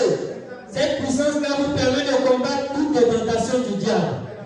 À condition de vous associer cela à la vie de prière, à une vie consacrée. C'est là où ça se met à travailler. C'est ce qui amène l'homme dans la délivrance. Au fur et à mesure qu'il rentre dans la prière, l'onction aussi, la puissance de Dieu aussi prend le contrôle. C'est pourquoi le prophète dit, quand ça vient de l'homme, ça vient sous forme d'un bouton. Et ce bouton doit grandir. Mais ça grandit comment? C'est là le secret. Pour que ça puisse grandir, tu dois associer une vie consacrée, une vie de prière. C'est ce qui fait grandir ce bouton. Et plusieurs morts dans les églises sont partis dans les évangiles tels que non, le baptême du Saint-Esprit, on reçoit ça sans sensation. Ok, nous sommes d'accord. Le prophète dit, on peut recevoir le baptême du Saint-Esprit sans sensation. Mais tôt ou tard, ça finira par produire les sensations. Tôt ou tard. Et donc, toi, quel est ce baptême du Saint-Esprit que tu as reçu? Ça fait 1000 ans, mais ça n'a pas produit de sensation. Point d'interrogation. Mon frère, ma soeur, tu es toujours dans la mort. Et il te faut recevoir la vie. Si tu veux sauver ton âme. Donc, c'est comme une femme. Est-ce qu'on a vu une femme qui a reçu la grossesse? Du premier jour que la grossesse est entrée, jusqu'à ce qu'elle a couché, elle ne savait pas qu'elle était en grossesse. Ce n'est pas possible. Et c'est la même chose avec le baptême du Saint-Esprit. C'est comme une femme, il y a d'autres, les expérimentés, quand la grossesse est entrée, elle connaît. Elle sait que là, c'est rentré. Mais ceux qui ne sont pas expérimentés, elle ne va pas savoir. Si au bout de 3-4 mois, qu'elle va ressentir un peu de malaise, et quand elle va aller à l'hôpital, elle va lui dire, mais tu as grossesse. Amen. Pourquoi elle est allée à l'hôpital? Parce qu'elle a ressenti le malaise. C'est donc la même chose avec le chrétien. Le baptême du Saint-Esprit peut venir, tu ne sais pas. Mais au fur et à mesure que tu es dans la prière, que tu es dans la méditation de la parole, que tu es dans une vie consacrée, tu vas commencer à voir des choses que tu ne voyais pas dans ta vie. Et tu vas aller sur le pasteur, mais pasteur, je ne comprends plus. Regardez ce qui se passe, regardez ce qui se passe. Il te dira que mon fils, ma fille, c'est le baptême du Saint-Esprit. Et donc, moi, je ne crois pas un baptême du Saint-Esprit qui est rentré sans sensation et qui reste jusqu'à sans sensation. Ce n'est pas possible. Il n'y a pas de type. Même dans le naturel, il n'y a pas de type. Aujourd'hui, on va nous faire voir qu'il va y avoir des églises de la chair au dernier mot, baptême du Saint-Esprit sans sensation. Ça, c'est le baptême du Saint-Esprit du diable. En d'autres termes, la mort. C'est la mort qui n'a pas de sensation, peu importe les jours, peu importe les mois, peu importe les années. Et quand il est mort quelque part, il ne produira jamais de sensation. Jamais. Mais si c'est quelqu'un qui vit, même s'il est dans le coma, un jour vous allez voir une bouche de doigt. Il vit. Mais s'il n'y a aucune sensation, c'est qu'il est mort. Et donc, il doit chercher l'ordonnance pour lui ramener à la vie. Et l'ordonnance, c'est la parole de Dieu. C'est le baptême du Saint-Esprit. C'est la prière. C'est pourquoi une église où le pasteur vous éloigne Il ne veut pas votre bien. Il veut vous maintenir dans la mort. Si le diable vous éloigne de la prière, il veut vous maintenir dans la mort. Nous sommes du retour à la foi apostolique. Alors, lorsqu'on revient au temps des apôtres, c'était des hommes de prière. Ils se réunissaient partout pour prier. Ils n'avaient qu'une seule chose, la prière et la prédication, et vivre dans la communion. Remarquez, si vous regardez dans le livre des Actes, ils sont arrivés au point de vendre leurs biens pour rassembler ça, pour qu'ils vivent tous en communauté. La Bible dit qu'ils vivaient dans la fraction du pain, dans les prières et les supplications. C'était ça la vie des apôtres. Et la Bible nous dit que nous devons être en ce jour du retour à la foi apostolique. Mais curieusement, la vie de prière n'existe pas. Au contraire même, on combat cette vie dans les églises. C'est quoi? La mort. Et aujourd'hui, la mort a pris le contrôle des gens. La mort a pris le contrôle des croyants. La mort a pris le contrôle des pasteurs. De la chair au dernier temps de mort. Une église tiède, une morte. Et le chrétien veut aller d'église en église, de mort en mort. Non, ici ce n'était pas bien froid. Alors là-bas, la fraîcheur est plus. C'est ce qu'on voit aujourd'hui. Le chrétien est incapable de manifester la puissance de Dieu. Mais alors que nous croyons que Dieu est en train d'arriver. Et la Bible nous dit qu'avant qu'il arrive, il doit y avoir un peuple qui doit secouer la terre. Parce que même la Bible dit que même la nature soupire et gémit pour voir les gens là qui doivent se manifester. Ces fils et filles de Dieu qui doivent produire la puissance du Saint-Esprit. Mais pourquoi il n'y a pas? Parce qu'il n'y a pas la vie de prière. Les chrétiens sont morts. Les pasteurs sont morts. Les églises de mort. Et les morts se réunissent chaque jour. Dans des veillées mortuaires de mort. Pour prêcher aux morts. Si on regarde dans la Bible, dans le livre de la Genèse, il est écrit, le jour où tu mangeras, tu mourras. Et comme ils ont mangé, la Bible dit que tout le monde était donc voué à la mort. Peu importe qui tu es, même si depuis que tu es né, tu as grandi, tu n'as jamais insulté, tu n'as jamais volé, mais cependant, tu es mort. Et la mort te détient. La mort t'a entre ses mains.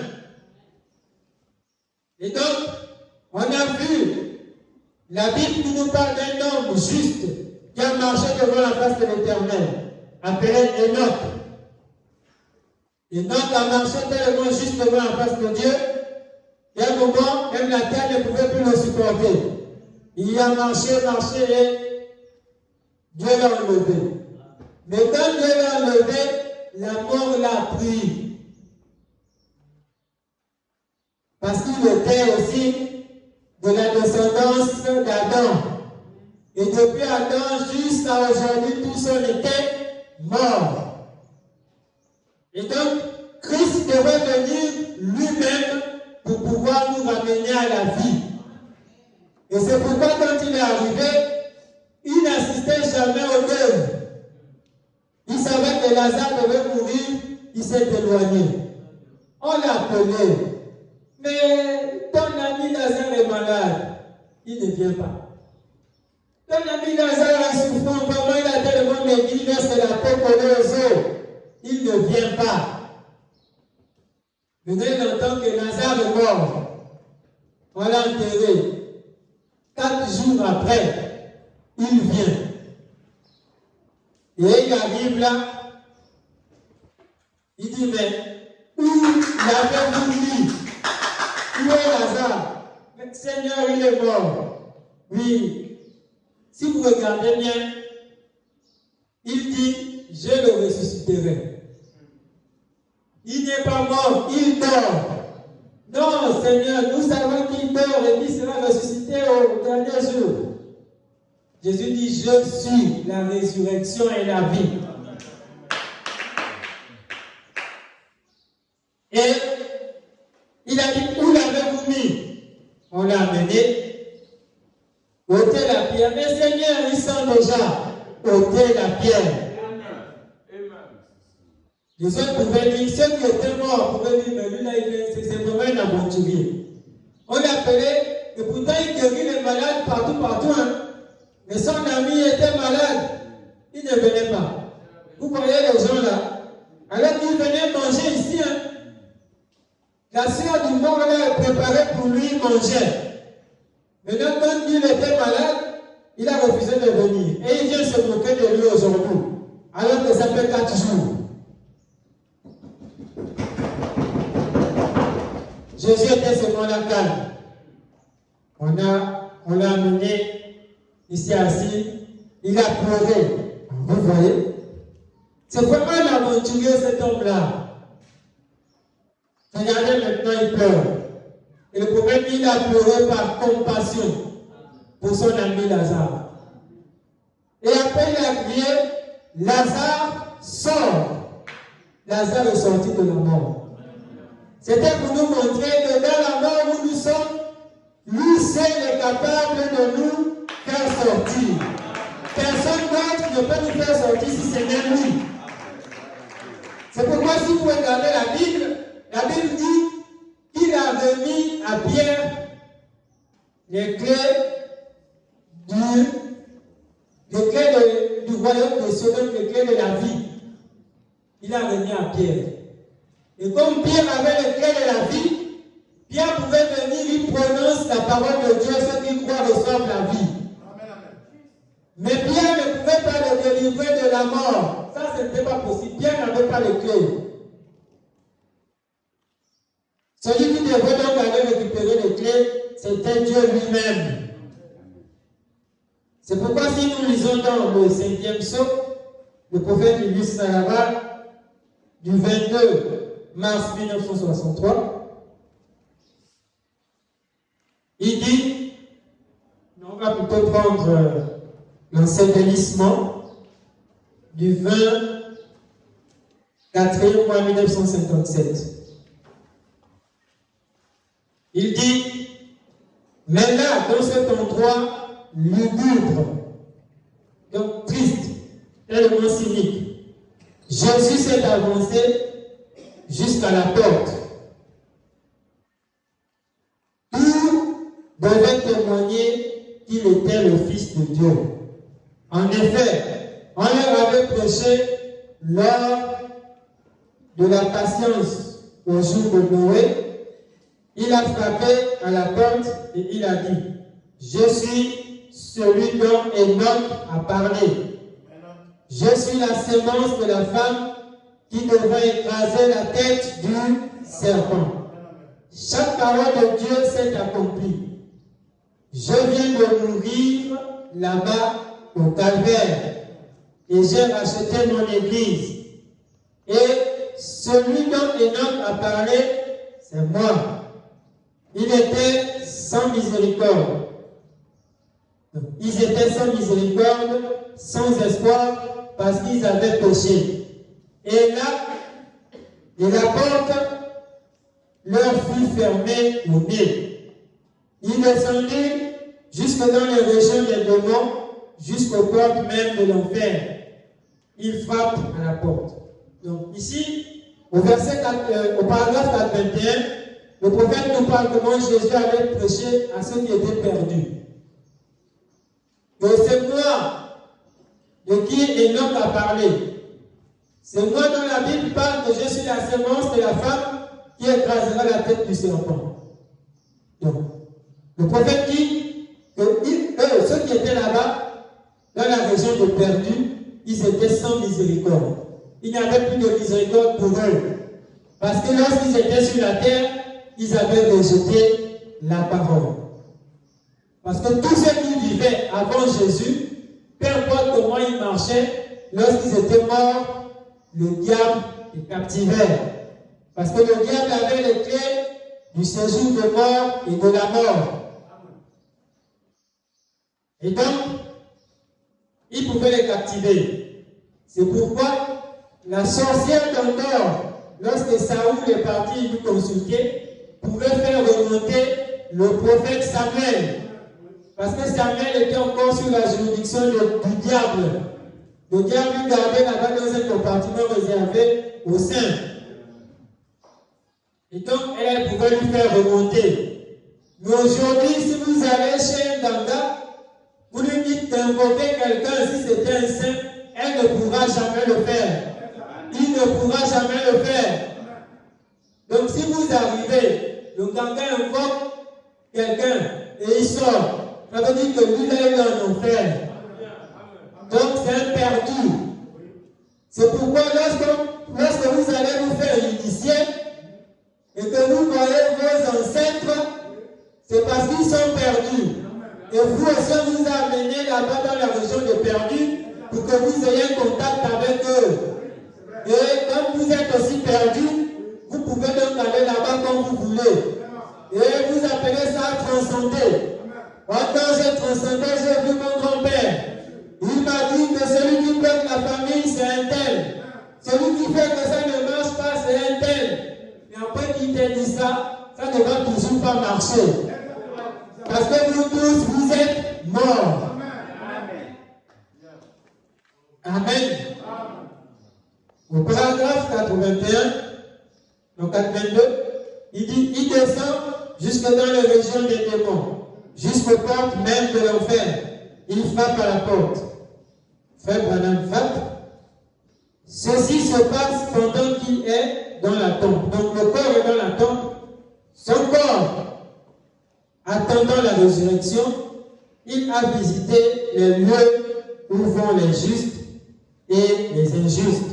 Là où vous irez un de ces jours, à l'un ou à l'autre de ces endroits. Donc, si vous parvenez, si la parole parvient vous ramener à la vie, vous maintenant, vous n'irez plus là où se trouvent les perdus. Amen. Alors il dit, il frappe à la porte de l'enfer. Et alors, le diable sort. Et je peux juste entendre dire, oh, tu es donc finalement arrivé. Je pensais sûrement t'avoir eu quand j'ai tué Abel. Vous voyez, depuis que cette semence avait été promise dans le jardin d'Éden, le diable a constamment tenté de la détruire.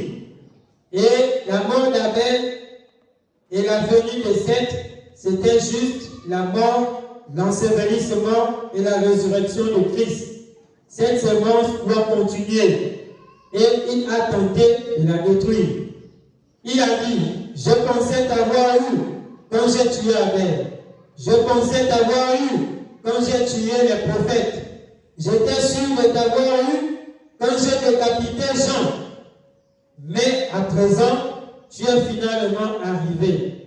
Maintenant, je t'ai eu. Oh là là. Donc le diable se disait qu'il a eu Jésus. Il ne connaissait pas quel était le mystère.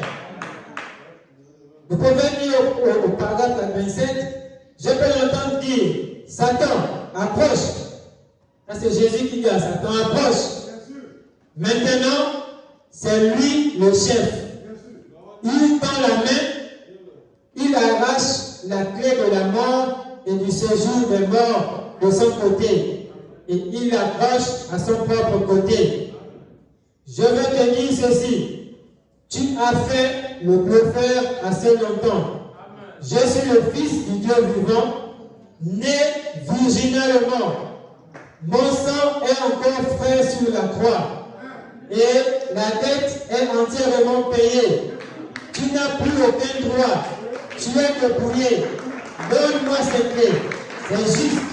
Il se retourne et lui donne un très bon coup de pied. Puis, il claque la porte et dit, reste là-dedans. À partir de maintenant, c'est moi le chef.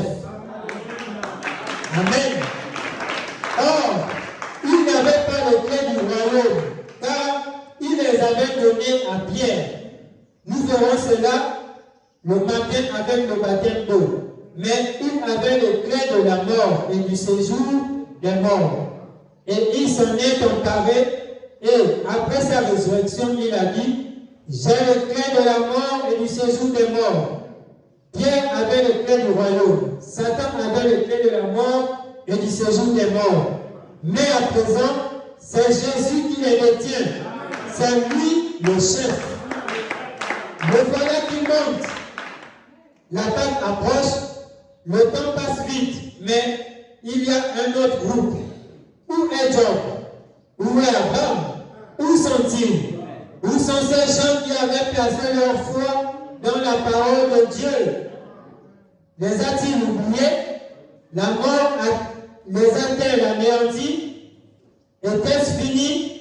Jamais, jamais. Dieu doit tenir sa parole. Je peux le voir. Je fais un petit coup d'œil au paradis pour voir là. Et je vois Sarah et Abraham se promener là, et au bout d'un moment, Frère Branham frappe. Donc, quelqu'un qui cogne à la porte, on frappe à la porte. Abraham va ouvrir, vu que c'est Abraham le Père. La Bible a dit, de toi sortira une grande nation. Et tout le monde sera béni en toi. Abraham va ouvrir la porte. Il dit, chérie, viens ici. Regarde ici, regarde.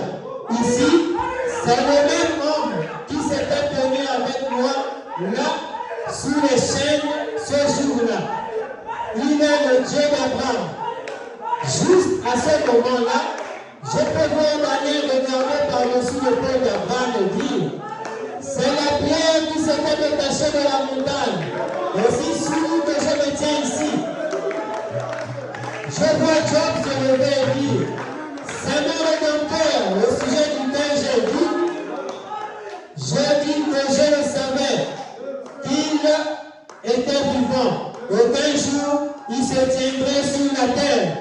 Mon corps n'est peut-être qu'une petite cuillerée de poussière, mais dans 15 minutes, j'y serai de nouveau. C'est lui. Amen. Ézéchiel, lui, n'avait pas son tour. Ézéchiel regarde par-dessus et dit, j'ai vu cette même personne comme étant une roue au milieu d'une roue qui tournait tout en haut, en plein dans l'espace. Oh là là! Alors Enoch approche, Enoch dit, je l'ai vu venir avec ses 5 myriades pour exercer le jugement. Les saints de l'Ancien Testament étaient dans l'attente, certainement. Étant sous l'expiation par le sang, ils ne pouvaient pas entrer dans la présence de Dieu, du Dieu du ciel, parce que le sang des boucs et des brebis ne pouvait pas ôter le péché. Mais il a dit, mes frères, je suis celui que vous pensez que je suis. Je suis la sémence de la femme. Je suis le fils de David. Je suis le fils de Dieu. Je suis celui qui est né virginalement. Mon sang a fait l'expiation pour cela. Vous avez entendu sous le sang des brebis et des boucs. Mais à présent, mon sang fait l'expiation. Et vous êtes affranchis. Mon temps, c'est presque la Pâque. Pensez-y, ce soir, cela fait 1900 et quelques années. Je peux entendre Abraham dire, Seigneur, quand nous serons de nouveau dans nos corps, Sarah et moi aimons beaucoup cela. Cela te dérangerait-il que nous fassions, pour ainsi dire, une petite escale éclair sur la route? Bien, je peux l'entendre dire, eh bien non, certainement pas. Je vais rester avec mes disciples pendant environ 40 jours. Faites un tour et voyez comment se présentent les choses. Amen. Qu'est-ce qui s'était passé? Christ, après avoir payé le prix, pour ramener les saints à la vie, il est allé lui-même, il a pris le clé du royaume de la mort et du séjour des morts. Parce que lorsqu'on revient dans Ésaïe dit, il viendra lui-même et vous délivrer. Et ce jour-là, il est allé accomplir cette parole. Il est allé récupérer le saint qui était au séjour de mort. Et Abraham lui a dit, est-ce qu'on peut essayer de se balader un peu dans la ville? Il a dit, oh, vous pouvez aller. Et dans la Bible, on nous dit que là-bas à Jérusalem, ils avaient remarqué que la population s'était augmentée. Pourquoi? C'était ces saints-là qui étaient ressuscités. Ils étaient de nouveau en vie. Et c'est ce qui doit se passer de nos jours. Christ doit venir lui-même pour aller nous chercher. Partout là où le diable nous a tenus captifs, partout là où le diable nous retient, il doit descendre. Parce que c'est lui qui a le clé de la mort et du séjour de mort. Donc il est capable de te dire, toi sors de la mort. Et c'est pourquoi la Bible dit, le chrétien, lui, ne meurt plus. Et le prophète nous dit, dans le 5e sceau, que l'ouverture des sceaux élimine la possibilité du sommeil des âmes. Donc quand un chrétien meurt, il ne peut plus aller sous la domination du diable. Il va directement dans la 6e dimension pour se réjouir avec les saints en attendant le jour du jugement dernier. Amen. Pourquoi? Parce que Christ est venu et il a payé le sang. Et donc sans le sang, personne ne peut revenir à la vie. Et le sang vient dans l'homme au moyen de la prière. C'est ce que nous dit le prophète. Que lorsque nous entrons dans la prière, Dieu fait en nous la transfusion sanguine. Donc il nous transfuse de son sang. Et le sang de Dieu, c'est la vertu. La foi, la vertu, la connaissance, la tempérance, la patience, la piété, l'affection fraternelle et le Saint-Esprit arrive. Et dans une certaine brochure, le prophète dit, je peux ajouter à la vertu la foi, à la foi la connaissance, la patience, la piété. La piété, c'est vivre comme Dieu. Mais cependant, je ne suis pas encore arrivé. Parce que l'objectif, c'est d'être scellé. Dieu va venir sceller ses vertus. De mettre une portion de son esprit en nous. Mais cependant, au moins, tout commence par le baptême du Saint-Esprit. Et celui qui reçoit le baptême du Saint-Esprit, associé à la vie de prière, entre dans la marche pour pouvoir atteindre la perfection. Et au fur et à mesure qu'il entre dans la prière, Dieu fait sa transfusion sanguine pour faire sortir l'Église de la mort. C'est comme quelqu'un qui est en train d'agoniser sur le lit de l'hôpital. Il lui faut le sang. C'est dans le sang qu'il y a la vie. Et donc Christ doit faire la transfusion sanguine à l'Église. Christ doit faire la transfusion sanguine aux croyants. Mais comment il va le faire si le croyant fuit la prière? Comment il peut le faire si le pasteur mort amène l'Église à fuir la prière? Où Christ peut faire sa transfusion sanguine? Le prophète dit dans la brochure Israël à la mer Rouge, deuxième partie, au paragraphe 59. La mort spirituellement dans l'Église. Vous remarquez que c'était parmi les fils de la mort, c'était parmi les fils, la mort spirituelle. L'Église a plus de membres qu'elle n'en a jamais eu. Elle se développe mieux que jamais auparavant. Et cependant, elle est plus faible en esprit que jamais auparavant. C'est vrai. C'est tout à fait comme ce fut en Égypte. Maintenant, remarquez, la dernière chose. Mais avant, oh, amen. Avant que Dieu ne laisse la mort spirituelle s'abattre, il ouvre une issue de secours pour ceux qui le voulaient.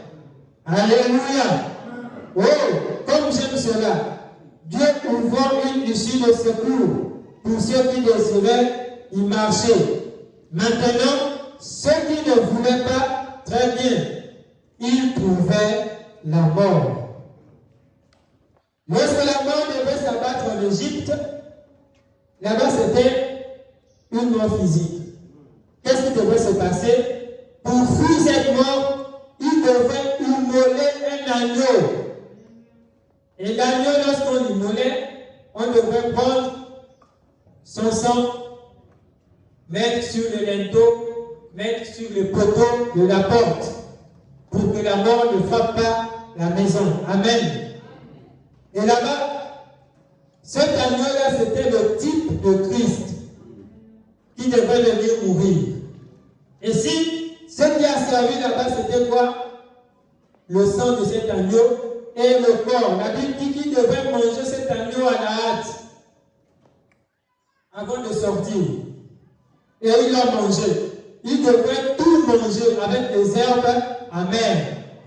Et le corps, aujourd'hui, c'est le type de la parole. C'est pourquoi Jésus a dit, celui qui ne mange mon corps et ne boit mon sang, il n'a pas la vie. Donc, pour avoir la vie, il faut manger le corps de Christ et boire son sang. Ce n'est pas la rose croix, non. Le corps, c'est la parole de Dieu. Donc, en d'autres termes, vivre sa parole, respecter sa parole et recevoir le sang, qui sont les vertus, pour nous amener à la vie. Donc, si là-bas, s'il ne mangeait pas la chair de l'agneau, s'il ne mettait pas le sang, la mort devait frapper. Nous aussi aujourd'hui, vu que nous sommes dans le cas parfait, si on ne mange pas la parole, si on ne reçoit pas le sang de Christ, la mort nous attend. Et cette mort-là, c'est la séparation éternelle avec Dieu. Amen. Là-bas, cet agneau représentait Christ. Au paragraphe 62 de la même brochure, la Bible dit, un peu plus en haut, vous le garderez jusqu'au 4e jour de ce mois, jusqu'au 14e jour de ce mois, et toute, cela fait 4 jours, et toute l'assemblée d'Israël l'immolera entre les deux soirs. Donc toute l'assemblée d'Israël, tout entier devrait se mettre là pour voir comment on va immoler l'agneau, n'est-ce pas? Est-ce que c'est pas ce qui s'est passé pour Christ? Quand on l'a amené, le prophète dit, observez le type. L'agneau, symboliquement parlant, l'agneau de Dieu. L'expiation juste avant la destruction. Remarquez, ça devrait être un jeune agneau. Et ça devrait être un mâle, le premier de la brebis. C'était Jésus, le premier de la Vierge Marie. Il devrait être sans défaut. Il devrait être gardé et mis à l'épreuve pour voir. Et oh, combien cela représente parfaitement, il était le parfait. Chaque ennemi devait témoigner qui il était. Même Pilate a dit, je ne trouve en lui aucun crime. Apportez-moi de l'eau. Donc même ses ennemis ne pouvaient pas le condamner, parce que c'était un agneau sans défaut. Tout comme l'agneau que les enfants d'Israël devraient prendre, il devrait être sans défaut. Remarquez, vous parlez de lui. Je pourrais en parler, je pourrais en appeler un ce soir et demander, Zacharie, que penses-tu de lui? Il dirait ce qu'il pense. Je pourrais même appeler Ève. Elle dirait, c'était la postérité promise par l'entremise de la femme. Je pourrais appeler Daniel et lui demander, Daniel, quel est ton point de vue si je te demandais de le juger? Il dirait, il est le rocher qui a été détaché de la montagne. Il est celui dont j'ai dit, un enfant nous est né, un fils nous est donné. Je pourrais appeler Ézéchiel et dire, que penses-tu de lui? Il dirait, je l'ai vu, il y avait comme des nuages qui se déplaçaient sous ses pieds. Amen. Donc tous l'ont vu. Remarquez que même quand Abraham s'est retrouvé là-bas, Abraham, celui qui l'a vu, c'est Jésus. Et il a reconnu. Donc c'était le même qui était allé voir Abraham sur le chêne de Mamré.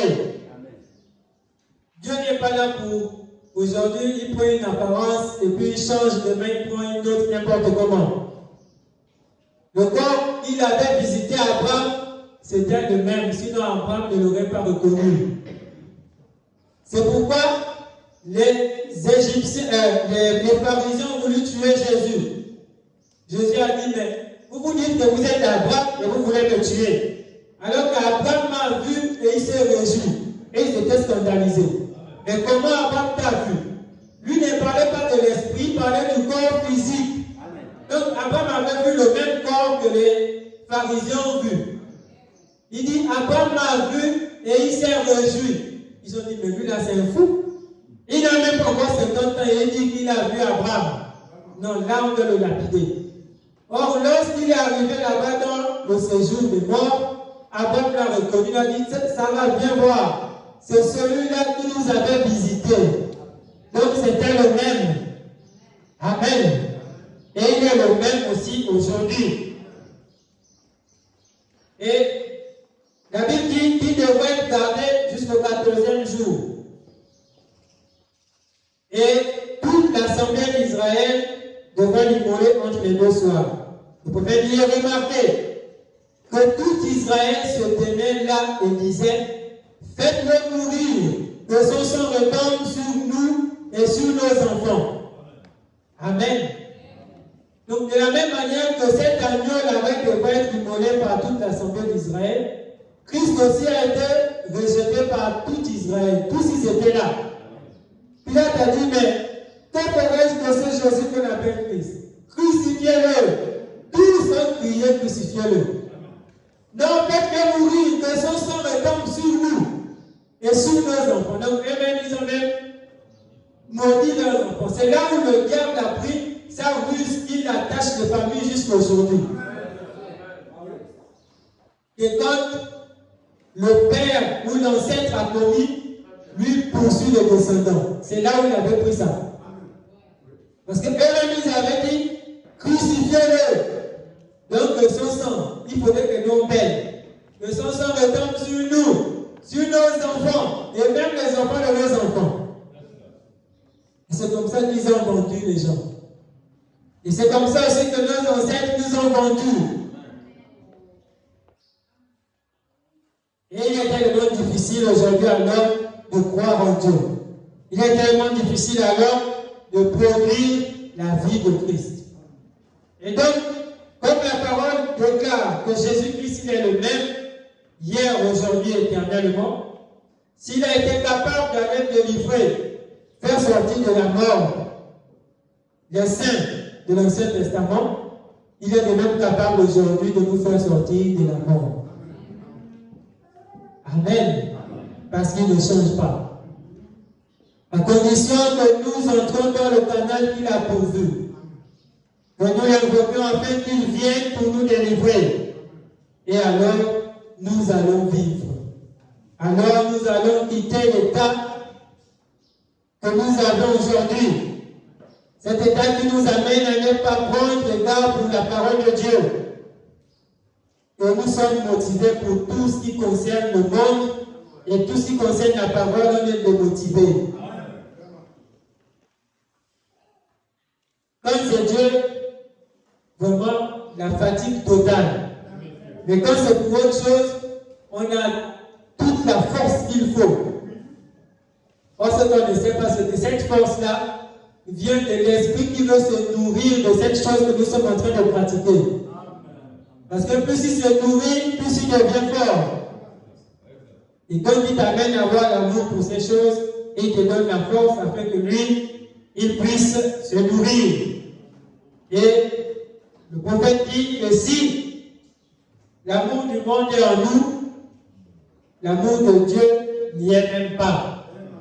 Et s'il n'y a pas l'amour de Dieu en nous, nous sommes morts.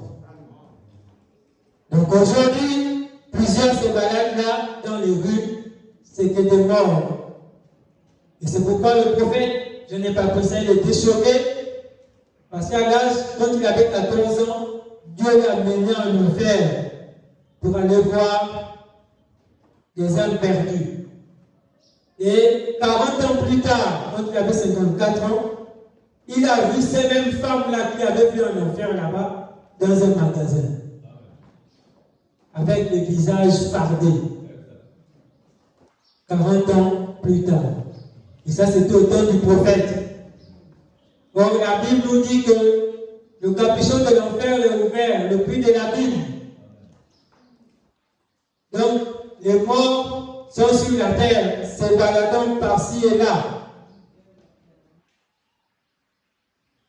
Si Dieu pouvait nous ouvrir les yeux et regarder ce qui marche sur la rue, on devrait fuir certaines personnes. On devrait se cacher et ne plus sortir. Parce que c'était des morts, des morts, des morts, des morts. Et nous nous retrouvons comme dans la Bible où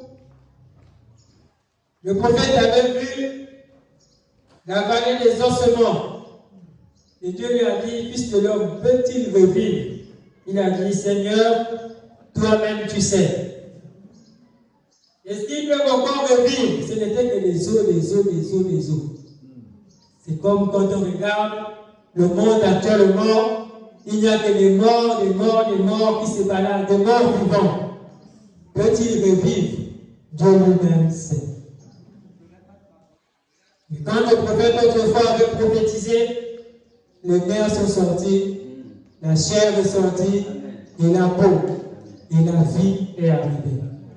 Et ce Dieu-là qui a fait ça autrefois peut le faire aujourd'hui. C'est pourquoi nous devons examiner nos vies. Regardez tout ce qui tourne autour de la mort. Si ces choses-là sont encore dans nous, pendant que la vie est encore là, c'est le temps de profiter. Amen. Que Dieu vous bénisse.